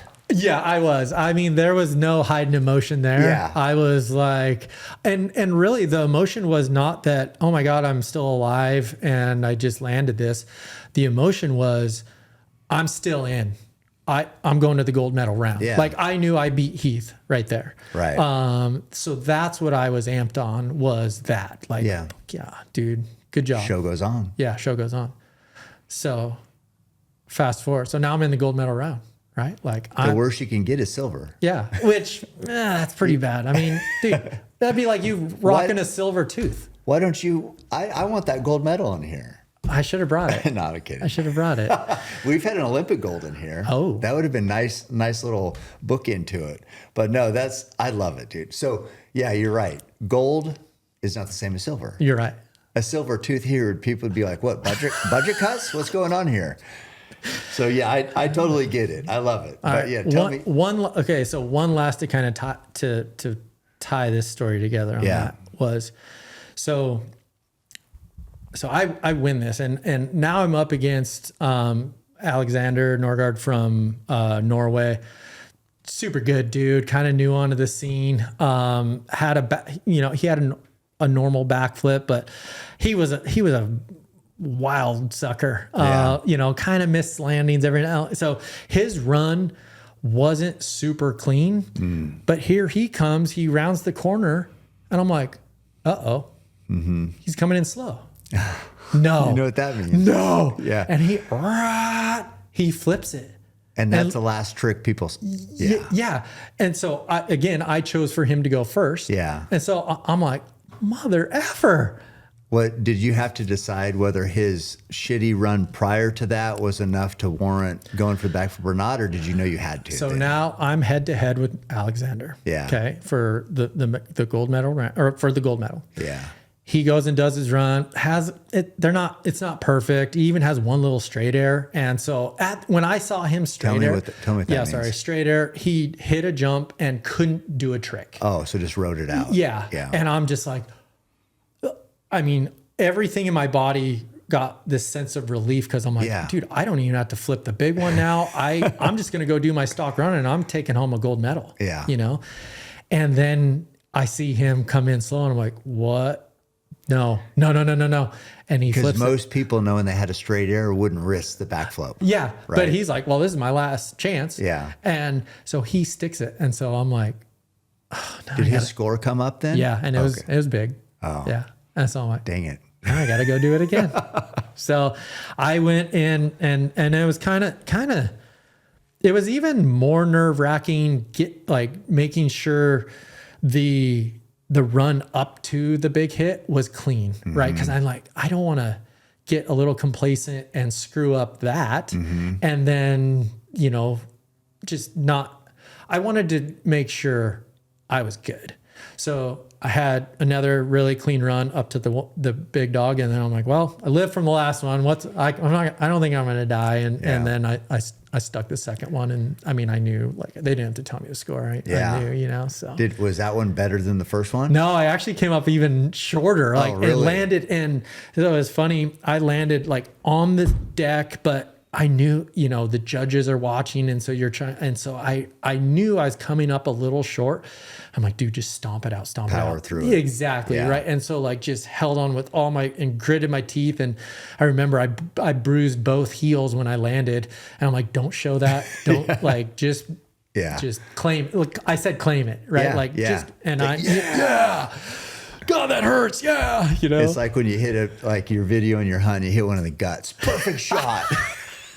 He was quartered away. Perfect. Smoked him. So that was, like we talked about, that was just, one of those life-defining moments where I had the option of going the easy way or the hard way. And damn straight, We got another show, James. Yeah. Another documentary. Have you had a documentary on all this shit? No. Because like this story from all the way from, 14 or whatever, and then working in the thing, then winning the X Games gold this is such a good story. Well, thanks, man. Yeah, this is sick. Yeah. So it continues to get fun after this. So here's a real shitty part about X Games. Okay. So I win the X Games medal, but my day job is I'm a district sales manager for Arctic. It's not as cool, dude. Dude, this is no joke. So I go get my medal, like, Jamie Little doing the interview for ESPN. Yeah. I got Nate Adams, all iconic freestyler, handing me my medal, and He bowhunts, I think. yeah. Doesn't he? Yeah. Yeah. And so I had to be in Minneapolis the next morning for a meeting, a sales meeting. So could it be any more different than winning the X? I mean, you can't get further apart on the scale of coolness. I get my medal. I jump in my parents' truck, and like everyone's partying, for me and everything. And we drive 3.5 hours to Denver from Aspen. Should have quit. What are you doing? I know, but it was like, go out like a G. But this is part of the story too, because this is, hey, got to go back to work. That's okay. I remember my boss telling me, he's like, hey, I'm good with you doing the freestyle thing, but work is first. Yeah. And so, and I accepted that. I'm like, well, thank you for understanding. I'll do my part. Well, wait, he didn't understand though. It's like, thank you for not understanding. So no sleep, and talk about like, I went from the ultimate adrenaline high that a person could ever get in their life. And, that dumped, and I'm like in the security line at the airport, and I fly to Minneapolis, and I'm a little late to the meeting, and it's a big sales meeting. The CEO is there, and it's like everything. the annual sales meeting or something. It was the big one. Okay. Yeah. So it meant something. And so I walk in, I'm late, and like there's 100 dudes there, and they literally stop. They stop everything, and they look back, and they, give me a big round of applause. And I was like, it still wasn't worth it. I wish I was at home. That was kind of cool though. It was, and it showed to, my boss and the guys that, thanks for the opportunity to let me do that for one. But I won out. It reminds me of, so I ran in Boston with Lance there in 2008, and I had to get back at work. So Boston, that's on Monday. So I took Monday off, but I had to be back at work on Tuesday. So I finished that race Monday, Patriots Day, in the airport with the same clothes I ran in. Didn't go back to the hotel, sweaty from the marathon, and I'm standing in security line listening to my voicemails because I didn't know I was on TV the whole time because I was with Lance. My wife is saying they watched me on TV, and she had tears in her eyes and things like that. But I had to get back to work. When there's no, it'd be nice just to hang out, enjoy the moment, but we had jobs. So I get it. Yeah. Yeah. So that opened up the next door and the next chapter of my life. X Games, it paid, like, for me, it paid some good money. So did it pay for winning or just sponsors? Yeah. So I made I got 25 grand from Monster for winning first place and 25 grand from X Games. So I got 50 grand. Yeah. And I'm used to making $1,000 doing a freaking demo in a hayfield. Right. Yeah. So, but this was all kind of like, I got the master plan now, but I need resources. I need money, man. Like, and the master plan was, so kind of rewind, go back to, you know, when I was doing that tour with Articat, we're going to the dealerships and riding with these people, and these people were like, whoa, dude, this is awesome. How did you learn how to do that? I'd love to learn how to do this. Do you do like clinics or rides or anything? And I was just like, I could. Light bulb went off. I could. But you know, I need like 10 snowmobiles, and I need a lodge for these guys to stay at. And I need like, so yeah, I wasn't quite there able to do it yet, but $50,000 at X sick. Games, that's going to help start that. That's awesome, dude. But then came the next big phone call and the next big decision in life. So again, DSM, making good money, traveling, not getting to ride as much as I want. So that could be a long career path, make lots of money. But I get a call from Slednecks, and they're like, hey, we got a call from a Hollywood producer and they need a stunt double for a Vin Diesel movie, a snowmobile guy. You in? I'm like, yeah. He's like, there's a couple of kickers. You need to go to Sweden for a month. And so, you know, it was, for me, like, it was an easy decision. I had to figure out, okay, so what is this going to pay me for the month? Like, what am I doing? Am I still have bills? Yeah, I still got, and I know if I quit this DSM job, like, I'm not getting it back. And is that, what are you going to do? And it was, again, like, as I was making the decision in my slacks and my pointy damn shoes, fuck this. Yeah. It was a quick call to my boss at Articat, and I'm like, dude, I've got a really cool opportunity, and I'm going to take it. Yeah. And so, were you good at that job? I loved it. And so I went there with another. Like, were they happy? Yeah. Okay. Yeah. So you did good. It was sick. Yeah. Actually, the movie was terrible. Yeah. No, I mean, were you happy? Were you good at your sales manager job? I think I really was. Really? Yeah. I figured you would be. Yeah. Because you seem like you're just going to give all you got to whatever you do, is what it feels like. I actually really enjoyed it. I loved, I mean, you know, I'm a passionate person. Yeah. And so passion sells too. But that was where my ethics and the passion really got kind of jumbled in that job. The way I got paid was to sell units. When I've got a dealer that has like 34 units on the floor, they only sell 50 a year, and I have to go in and tell them, I'm like, dude, the only way you're getting flooring to cover these 34 units that you can't pay for and you can't sell is you got to take another 54. And they have no choice because they can't pay for the interest, but I got to get paid. Yeah. And I've really struggled with the ethics of that model.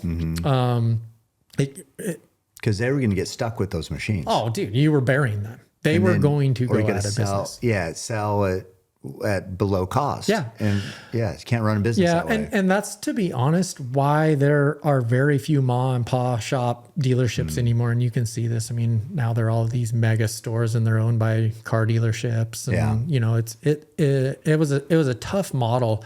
And the position I was in was to basically bury them if I wanted to make any money. And so I enjoyed the job. It was a great stepping stone. It afforded all these relationships. I ended up meeting like just great people, which helped me along the way in other endeavors. And so I don't regret doing it at all. But, you know, the decision to quit the job was more of like, man, I just don't like the morals of it. Yeah. And I have no idea what's going to happen with this stunt work deal. And I hope I can make it benefits. work. Probably. You probably had good benefits. Awesome. Yeah. Company vehicle. Yeah. Like, I mean, it was like what a guy looking for a job like that, it was the best. I mean, it was freedom. The best. Yeah. But so instead I cashed that all in and said, I'm going to go be a stunt double for Vin Diesel. Be a movie star. Yeah. Be a movie star. Yeah. Yeah. Yep. And how'd that go? That was like one of the coolest things I've ever got to do. And so me and a buddy, another Sledneck rider, we flew. They booked us tickets first class to Sweden, and we spent a month over there dodging bombs getting exploded. I did a backflip over there on a different manufacturer sled, ghetto ramp. It was kind of sketchy. Yeah. Did this big cliff drop with like wearing this costume and a gun and no helmet and it was cool. I got to meet Vin Diesel and it was pretty surreal. So we're on set and everyone's like, dude, Vin's gonna be here today. And I was like, oh, I didn't know if we were going to get to meet him or not. Yeah. And so he flies in on his freaking private jet, has vitamin water, like specially airdropped in, and he was so cool. He's coming and hanging. He's like, what's it like to be a Sledneck? He's like, and he literally started reciting like one of the lines from the previous year's movie. Like Really? He was a fan. Yeah, like, that's cool. He was a big fan. Yeah. And I'm like, I'm thinking to myself, like, what was it like to fly here in a private jet? Yeah. Really? And so that was super cool. Almost killed Vin Diesel, not on purpose. Yeah. He's like, I want to ride one of these things. And I look at the producer and he's like, no. And I'm like, all right, cool, let's go. Yeah. And ended up, taking him around and he's like, yeah, look, dude, what's over there? I'm like, I think you'll probably be all right. And he goes up and he turns left. He shouldn't have turned left. He's coming down like through these cliffs and he jumps off the sled. The sled cartwheels and he's just like claiming it. And so that night he's just hanging out with us, having dinner. My wife actually ended up flying out there, which was super cool to have her there. So it was, he was just a real dude. That was super fun. That's great. What an experience. Yeah. So took that money, that's kind of all in the same time frame. Took that money from X Games, from the stunt work stuff, and like, okay, dude, we're going all in. We're going to start our own business, and started our backcountry guiding business, Burandt's Backcountry Adventure, where basically it was in the early years. It was like, can you hang? Yeah. Come on out. What year was that? So that was like that 08, 09. Okay, gotcha. Yeah, and then that's what you've been doing since then, basically. Yep. Yeah. I've been doing that, and it's been a wild ride, man. It's learned a lot. Just starting a business is scary, and entrepreneurship, and just at that time, like just leveraging everything. Yeah. And that was like 2008 was a tough time with the economy. So it's interesting you bring that up. So the savior of that year, like, this is why I love you, Cam, like attention to detail, dude. It's awesome. So yeah, 08 was a horrible year to start for the US economy was terrible and everything. But so our neighbors to the north up in Canada, they love snowmobiling, and their dollar was really good when our dollar was really shit. And so they would come down.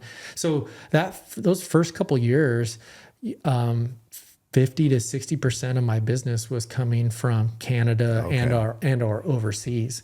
And so we had a lot of international people coming down for that. And so, yeah, so that was kind of, started. And so now, focusing everything 100% on a couple things. Like, so the guiding was the one thing, but the biggest thing, and we talk about, this helmet here, every time I put my helmet on, I was like, all right, what am I going to do to differentiate myself from everybody else? And so I love, like, every day I ride, no matter if it's clients or whatever, I'm riding at 110, and I don't know any different. And like, we were talking about this on the run today when guys are like, do you ever get tired of snowmobiling? What, you guys ask me that? I'm like, how would that happen? Yeah. I mean, I can't get up this stupid mountain. Yeah. This one defeats me every time. I'm going to get up there. Right. And so, like, just having that mindset of wanting to continue to push and win the day. Like, Yeah, that reminds me too. People, because I do kind of the same runs every day. People like, don't you ever get bored with that or whatever? And I'm like, no. I mean, I don't. I'm just running. I'm pushing myself. It doesn't even matter where it's at. This just happens. This is cool place to do it. Could do it every day. I'm not looking to be entertained every day I don't need to go to Disneyland and go get ice cream afterwards. I just trying to get a run in. And Dude, don't get me going on Disneyland. I just got back from there. Did you? How was it? No. Oh. I love you, honey. It sucked. It's a lot of walking there. Yeah, it is. Dude, so I would much rather do Spencer's like we did today 27 times than how much we had to walk. But no. That's the only time I took the boys there one time for like a few hours, and we never did Disneyland. But Joe used to go to Disneyland when he lived in LA, and I don't even know what the VIP passes that he had, but you just walk right up to the front of the line. And then when you get done, it doesn't even matter what it's, Space Mountain, whatever, like has the longest line. You get done and they just like, do you want to go again? You just stay on as many times as you want. And you see these people who are all sunburnt and sweaty in the line, standing in line for 6 hours. And you're like, yeah, let's go again. Yeah, let's go. That seems fun. You guys want to go again? The lightning pass, pal. Oh, is that what it is? Oh, yeah. Oh, we got it. It's like, aren't those like 15 grand or something? No, well, maybe back then, but like now it's I don't know why everybody doesn't do it. I think it might have been the Lightning Pass XL or something that he had. A mega pass. Yeah, because they brought food all the time and drinks but anyway, without that, no. I don't want to stand in line because when I took the boys there, we were there like the whole day. We did 3 rides. Yeah, exactly. I mean, that sucks. It's a different type of challenge. The rides were fun, but it's a lot of time. So way back in the olden times, we went on a run. We did. Was that in Aurora, Colorado? Did I do a seminar? Yeah. So tell me about that. Yeah. So what it was Bass Pro. It was a new Bass Pro opening or something, and they had you come out to do a seminar. Yeah. And you and I had connected on this thing called Facebook. Yes. Back in like 2011. And it's funny. I was joking with James today about that. Like it was a time where I just sent you a message. I'm like, hey dude, you seem pretty cool. And you're a bow hunter. What's up? You want to hang out? And and you're like, yeah, cool. I'm going to be in. I still do that. So I know. And it was just neat. So let me rewind. How do I even know you? Or of you? So somebody handed me, a good buddy of mine. Yeah. Handed me this book right here. Nice. Like in that 2008, 2009 time.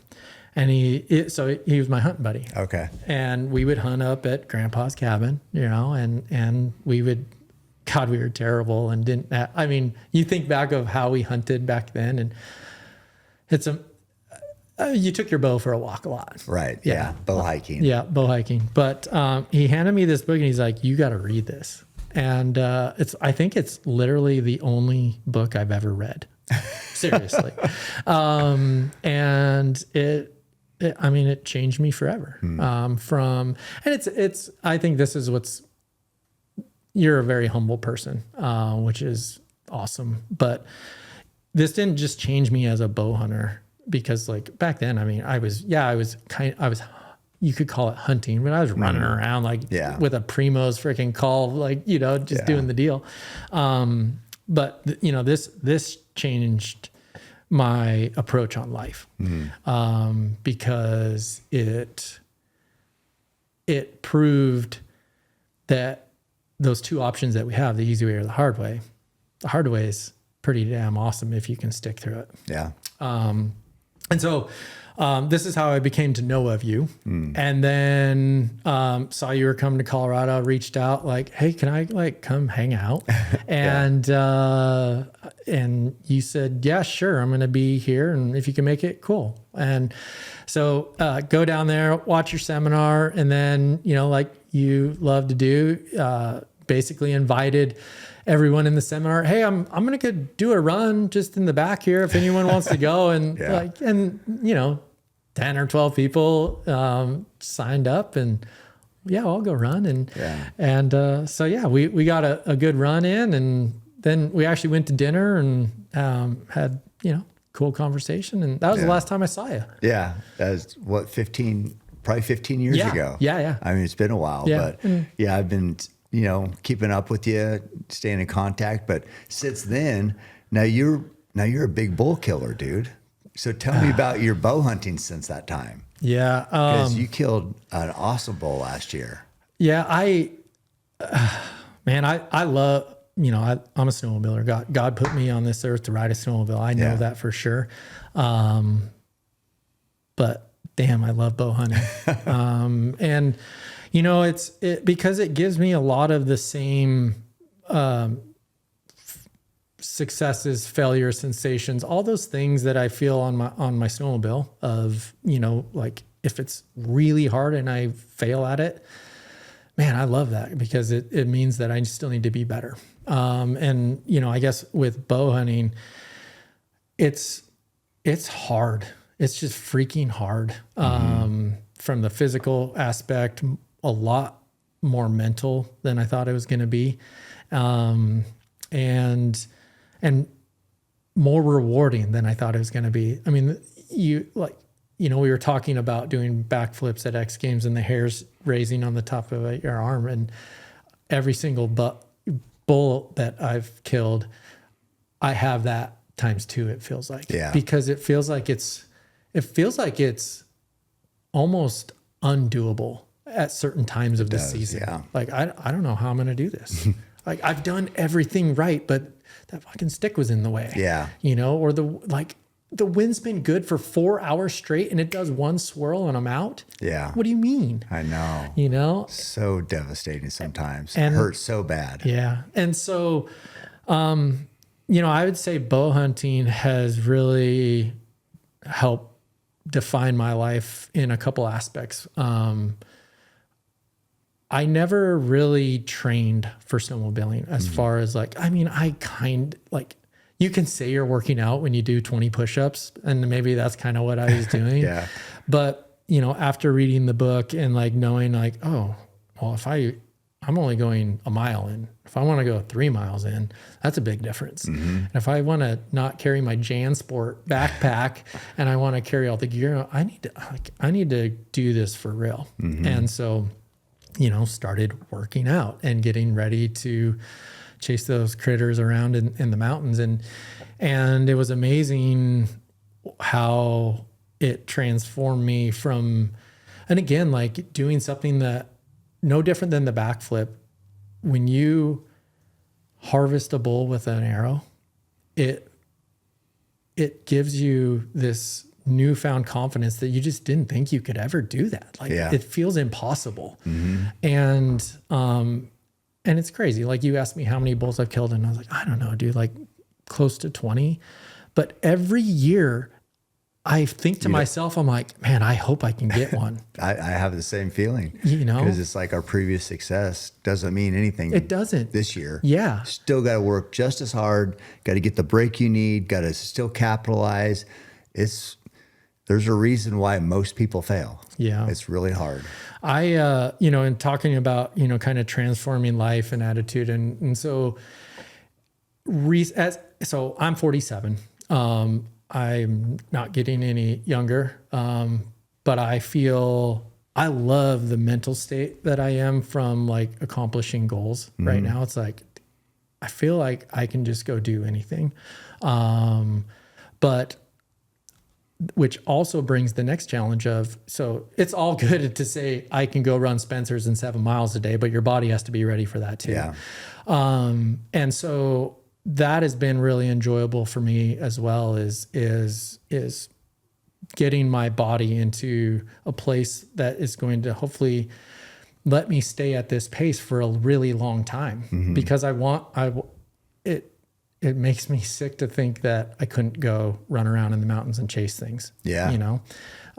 So It's funny. In 2023, I used all my Colorado points, and I'm like, I'm going to use my points. I'm going to draw my unit that I've been looking at, Yeah. And so I told myself, we're doing this to the level that 9 years of points warrants. Yeah. Deserves, So I quit drinking and, worked like mountaintough.com. I'm going all in, right? Mm-hmm. Like 7 days a week working out and scouting every day. And it was an incredible experience. Just all of it, like just trying to understand and figure out like what the body was actually, what the potential was, and to see how far you could push. And I'm like, dang, dude, I could never do what I'm doing without this commitment to being better. Yeah. And I've been able to, so like that was the last time I drank. I loved the feeling. And so now I don't work out just to go bow hunting. I work out to go bow hunting. I work out to keep up with these young bucks on the sleds. And it's just changed my lifestyle forever. And it's been so enjoyable. And, I love that I'm here getting to share this with you because like you're a big part of it, man. So I really appreciate that. Well, yeah, that means a lot. It's I'm just so thankful that today you told me what you ran today is the furthest you've ever run. Yeah. And that's my goal when I have people come here is to do something they've never done. A lot of times it's shooting a bow. They just haven't shot a bow, so they don't know what that's about. But with you to hear that, because you are a specimen, like a physical, it's like what you do. What you do is physical, right? Yeah. So you are fit. But to hear that, that was the furthest you've done and you did so well today and ran so well, I just loved hearing it. But what I want to hear your opinion on like the bow rack and going through your bow with Wayne, because that's also another one of my favorite parts to having guests here. Yeah. Is just share. Mostly I just selfishly, this isn't for anybody but me. I love sharing what I'm passionate about with people who I respect, and I respect you. So I'm just sharing what I do. I run, I shoot bows, I hang out the bow rack. We talk about hunting. So how was the bow rack today? Well, selfishly, I mean, I was excited to come on the podcast and get to chat with you, but dude, I was coming to see Wayne and the bow rack. The herd bull, dude. The herd bull, He's man. the herd bull. And just such a first class operation down there. And just Wayne he's such a stud, man. So I got to tell you just a quick story about Wayne. So, last night, so I got in here, today's Thursday, whatever, doing the podcast. I flew in yesterday. You were tied up. And so I'm like, dude, I'm going down to the bow rack. I know I'll kill some time. And so I go down there and Wayne was, out doing some scouting, which is awesome for him. Yeah. And just, hung out and talking to the guys and there, I was like, do you know of like a 3D course around? He's like, oh, Wayne's got one at his house. You should just run out to his house. And I'm like, okay, like that's kind of weird. Yeah. But I'm like, oh, okay, here's the address. And I get out there and I pull into the driveway and here's this dude, no shirt on and like pressure washer in his hand. And I'm like, oh God, this feels pretty awkward, but like first thing I noticed, I'm like, I knew Wayne was older, he's like 65 and I'm like looking at him, I'm like, dude, this dude's ripped. I'm surprised he had a shirt on today in the bow rack. and so I'm like, oh man, I'm sorry. I hope I'm not bothering you. Like the guy said I could come out here and shoot my bow and, went from one of those looks and I do the same. I have people show up at my place randomly and you're just like, oh damn. Yeah. And then, but 4 hours later, I end up leaving there at 9:30 and we BS'd and talked and it was just awesome. And so then today you take me down there and he grabs my bow and he's like, he's doing the one eye and looking and he's like, all right, give me that bow.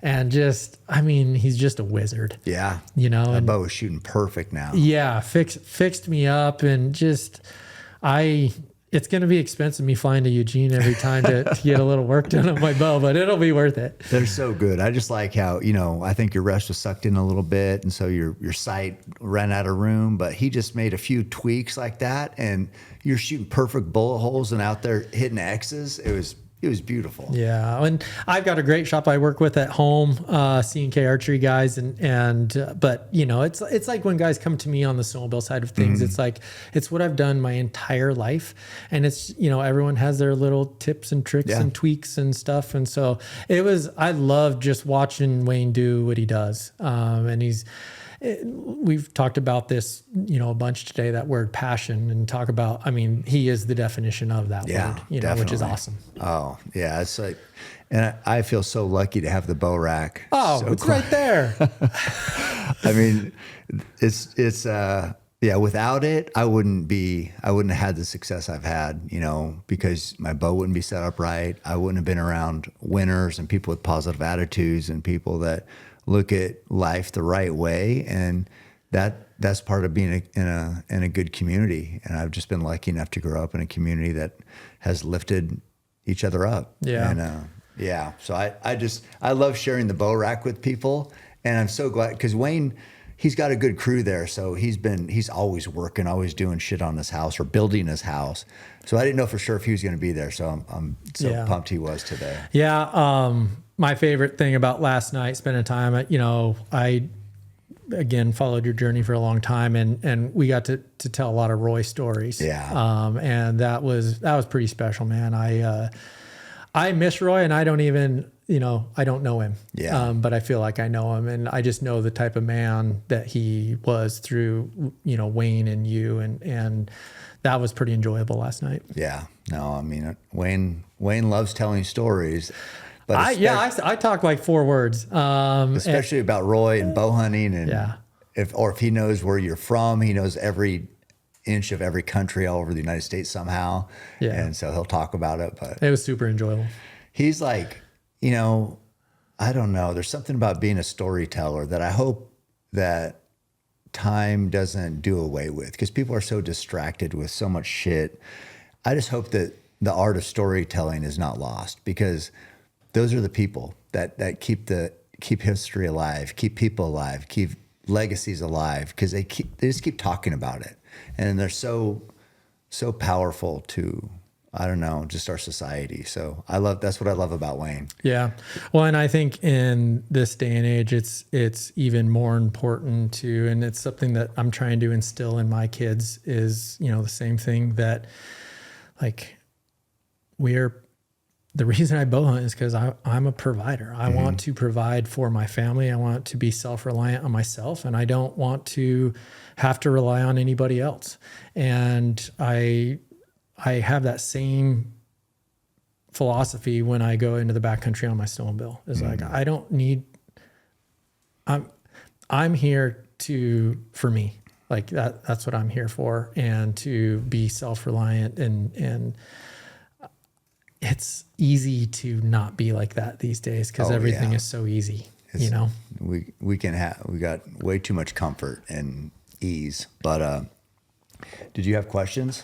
Yeah. Oh boy. I think I got. These ought to be good. I think I have the best fuck, marry, kill to date. I already know what it is. It's snow machines, bow hunting. Yep. What's the third one? I didn't know what the third one was going to be. I got it. Oh wait, just settle down. Snow machines, bow hunting.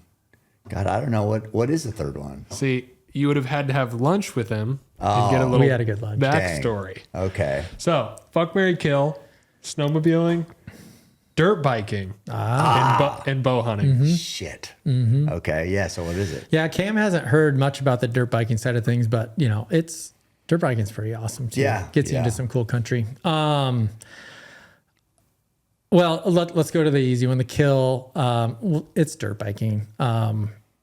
I enjoy it, but it's not bow hunting or snowmobiling for me. No, it's not. Okay. What about the time with your son? I know. Yeah, true. Oh, you don't care about your son now. That's sad. He loves it. He's right? going to be so much better than me that I won't even see him anyway. So see, we can justify anything. Yeah, exactly. Yeah. My wife wants me to be happy, and she's so pretty. She would. Anyway. So this is where the next one. This is a tricky one. And okay, here's how I'm going to tell. If there's been certain times in my life where the Mary would have been snowmobiling 100%. Right. X Games Gold. Dude. What are you supposed to do? Yeah, exactly. Yeah. Right. That would have been an easy one. Yeah. I'll F bow hunting back then, and this is me. This is my life. I'm marrying snowmobiling forever. But however, times change. So, and this has been kind of an approach on life too that's been pretty enjoyable is being able to, if you go back to 6 years old to 47 years old, is these little check boxes that you get to do in life. And so I like doing the check box and then moving on to the next thing. So like, I want to work at a dealership. That would be sweet. Mm-hmm. Okay, cool. Dealership checked off. What's the next one? Man, it'd be so sweet to work for Polaris. Okay, cool. Work for the manufacturer. What if I win X Games? That'd be like, and then so just, I always want to go to the next thing. And so like there, again, we talk about the cool helmet. There was a time in my life where I was one of the top riders in the world at riding a snowmobile. I kind of like, I'm checking the box. Yeah. You did it. I did it. And like, I'll always have a place for it in my heart. But like right now I'm marrying bow hunting because I haven't checked it off yet because like it's still way harder than it should be. I understand. We like to master things. Yeah. And bow hunting's a tough one to master. Yeah, but I get it. Yeah. I love it. Because you have to have something that moves you every day and And that's what's been fun. Like we kind of talked about, bow hunting has made me a better snowmobiler. Yeah. And that's been fun. And, there's a new up and coming like group of riders that are phenomenal, man. And I love seeing it, and I love helping as much as I can to like, just keep pushing the sport. I'm not going to go do X Games backflips anymore. I just don't need to, or have the desire to, but so that's my, I like it. Kill. I like it. Anything else? I got one more. Okay. We kind of talked about this earlier, but this specific question actually comes from Macy, our podcast editor. And it's just around... Sorry, Macy. Yeah. Burandt built, and as a business owner, kind of what's something that you're not willing to compromise or sacrifice, even if it's maybe not the most profitable in the short term, but that you stand by as a philosophy? Dang, that's pretty deep. But it's awesome. And halfway through reading that, like I got a kind of snicker on my face because I was just thinking all I had from the beginning was my passion. And that is something, if you truly want to be undeniable in your pursuit to get something done, you can't fake that passion. And so that's what I feel for my business side of things is like, I'm not selling shit just to put money into my bank account. I'm selling it because it's what I truly believe in. I don't put my name on a set of Fox shocks just to get a check. I put them on there because, dude, I work a crap ton in making sure that if you spend your money, that you're going to have a good experience with the product because my name's on it. And I've made a lot of mistakes along the way, and that happens. And I'm like, dang, dude, I wish I would have done that different. But that's for me, like, that's what my whole business is based off of is trust. And someone is giving me their money to hopefully have a better experience, and I better not screw that up. Yeah. So I love that I still feel that way from a passion standpoint too, because as soon as I don't, that's when I know I need to be done. Yeah. Because I don't want to fake it. Right. I like that. So you stand behind your business and what you sell and what you stand for, and people, they know if they come to you, they're going to get quality. Yeah. Yeah. It's not just, you're not just going through the motions. That's the impression I got from this whole discussion, and just from, following and knowing you, but mostly from today, is that, yeah, you are, you're introspective, and you care about others, and you want to do the right thing. And, I'm thankful to know people, someone like you. I'm thankful to call you a friend. So thank you, Chris. Thank you, Cam. I appreciate you coming Heck yeah. all the way here and spending the day with me, and it means a lot. Thank you. Yeah, we had some fun. That run, I was so nervous. I told you I jacked up my foot really good in April, and I haven't been able to run since April 2nd. And it would be like someone coming to me, and I'd be just like, oh yeah, we'll just take it easy today, and we'll just kind of rip up here. And I hate that you're hurt, but when you text me, you're like, I don't know, I kind of got this thing going. We'll just go for a slow pace. I was like, oh my God, thank God. And it was easy, right? Or it wasn't too bad, right? Sure. Yeah. No, I really enjoyed it. It's I loved everything about it. And just, it's just, it was cool, man.